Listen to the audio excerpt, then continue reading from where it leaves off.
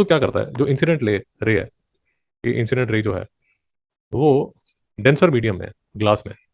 मेरी बात समझ में आई? पक्का? इंसिडेंट रे जो है,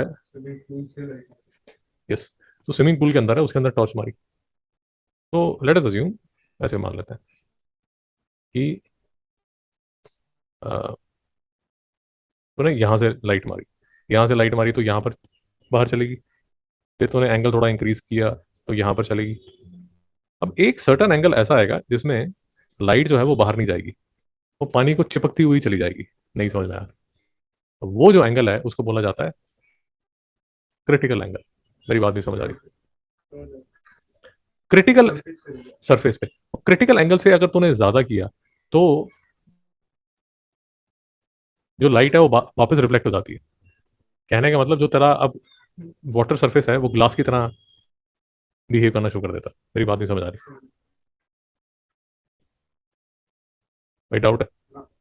फिर से देख लीजिए।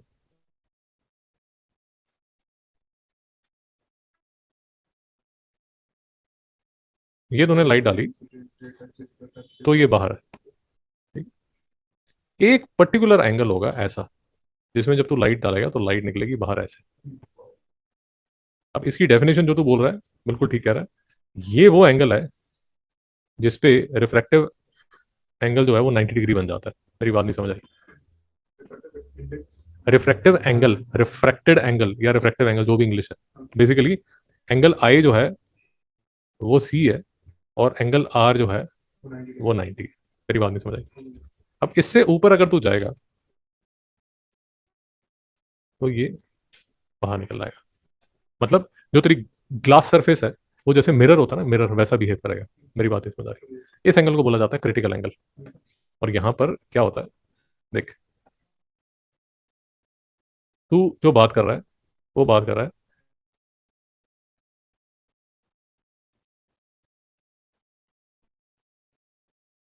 तेरी जो लाइट है,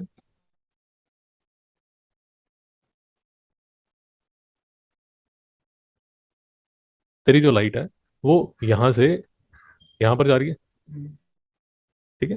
तो म्यू वाटर जो है वो होता है sine I upon sine R. Mu water with respect to air. अब mu air with respect to water जो है वो हमने पहले अभी डिस्कस किया है, वो होगा 1/म्यू water with respect to air. भाई समझ आ रहा है या कंफ्यूजन बढ़ती जा रही? फिर से देख ले। रेसिप्रोकल है।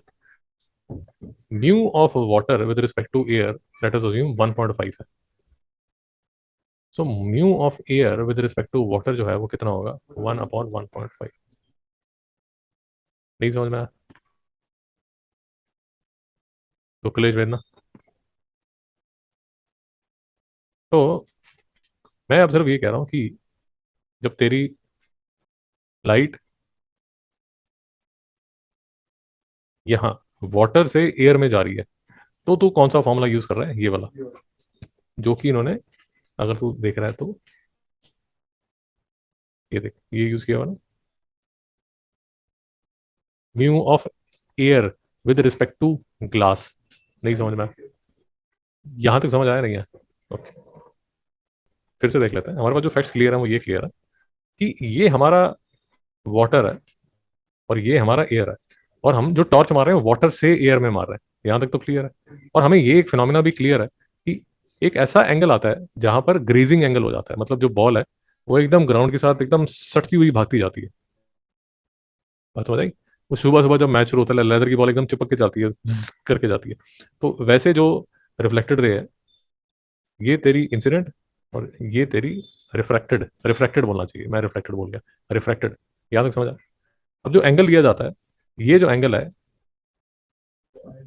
वो, उसको बोला जाता है critical angle. C for critical angle. Critical, हाँ, क्रिटिकल एंगल मतलब वो एंगल जिसपे रिफ्रैक्टेड एंगल जो होगा वो 90 डिग्री होगा, और यहाँ जो रिफ्लेक्टेड है वो 90 है। बेसिकली जो तू कह रहा है वो बिल्कुल ठीक कह रहा है कि इस केस में जो आई है वो किसके इक्वल है? सी के इक्वल है। एंड सी इज, उसको स्पेशल नाम दे दिया जाता है क्रिटिकल एंगल।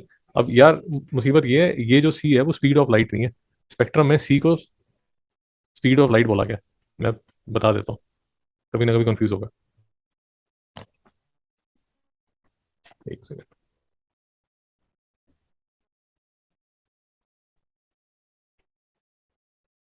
तो विनीत बाबू,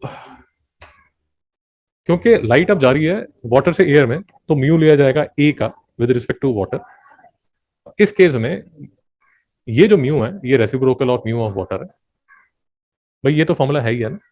नहीं, पहले बदल गया। वाटर जो एयर में था वो है ऑलरेडी।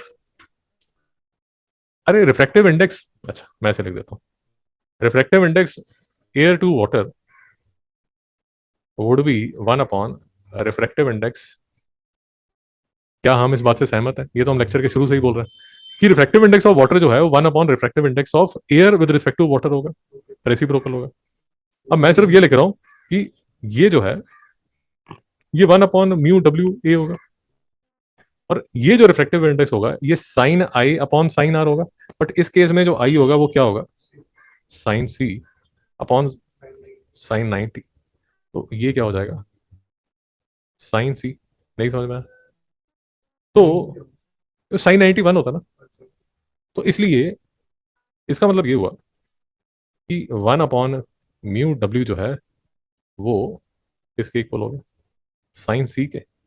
या म्यू डब्ल्यू जो है वो किसके इक्वल हो गया? 1 अपॉन साइन सी के। नहीं समझ में आया? तो ये हमारा म्यू का पांचवा फॉर्मूला बन गया कि म्यू जो है वो किसके इक्वल होता है? 1 अपॉन साइन सी के। नहीं समझ में आया? ये जो फॉर्मूला है ये फॉर्मूला लिखा हुआ है यहाँ। तो हाँ, कि म्यू ऑफ ग्लास जो है या म्यू ऑफ वाटर जो भी है वो किसके इक्वल होगा? 1 अपॉन साइन सी के, या किसके इक्वल हो गया? कोसेक सी के। अब इसमें भी दो तीन छोटे छोटे से फॉर्मूले हैं। नहीं समझ में आया? इसमें जो क्वेश्चन बनता है, एक तो न्यूमेरिकल बन जाता है सिंपल सा, और दूसरा ये क्वेश्चन बन जाता है कि what are the essential conditions for total internal reflection. याद रखना है कि जो लाइट है वो डेंसर से रेयर में जाएगी, और दूसरी बात कि angle of incidence must be greater than the critical angle of the pair of media. Critical angle पे तो भाई 90 डिग्री होती है। टोटल इंटरनल रिफ्लेक्शन वो फिनोमिना है जिसमें तेरी ग्लास की सरफेस कैसे बिहेव करना शुरू कर देती है? मिरर की तरह। मेरी बात नहीं समझ आ रही? अरे कई बार तो ड्यू ड्रॉप्स देखता होगा वो ड्यू ड्रॉप्स ऐसे सिल्वर की तरह चमकते हैं, कभी देखा है पार्क में घूमते हुए? वो सिल्वर की तरह इसलिए चमकते हैं, ऐसा लगता है कि नीचे एक ग्लास मिरर रखा हुआ है, क्योंकि वहां पर उस एट दैट एंगल, और क्योंकि मॉर्निंग का एंगल होता है, सूरज का उस टाइम नीचे होता है एंगल, तो उस टाइम जो लाइट है वो टोटल इंटरनल रिफ्लेक्शन कर रही होती है किस में? वो ड्यू ड्रॉप में। नहीं समझ में आया?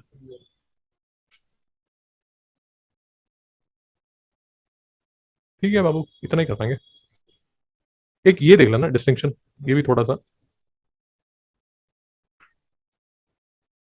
कौन सा चैप्टर है? दोनों मिलाते हैं? दोनों मिला के। तो सर ये सारा हो गया, इसमें कुछ एक दो टॉपिक रहते हैं वो फिर आपके एग्जाम के बाद कर पाएंगे।